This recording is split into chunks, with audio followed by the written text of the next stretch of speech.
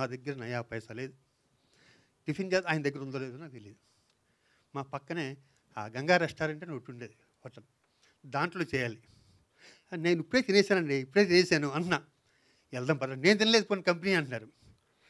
అలా 10 నిమిషాలు డిస్కషన్ తర్వాత ఇద్దరం కొడంబాగంలో ఉన్న గంగా దగ్గర నడుచుకుంటూ వెళ్ళాం. నేను వెనకాలే ఉంటున్నాను, ముందుంటే బిల్లు కట్టలేమోనని.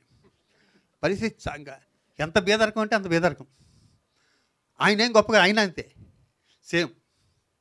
టిఫిన్ తినేసి బిల్లు కట్టి, ఎరా అడవిడే అడ్వాన్స్ ఇచ్చి అట్లా జేబు చాలా బరువుగా ఉంది, ఇది 2-3 వేలు నీ దగ్గర నుంచి ఉన్నది. ఆ రోజుల్లో 2-3 వేలు ఇవ్వటం అన్నది ఇది ఇలాంటివి మర్చిపోతాం జీవితాంతం.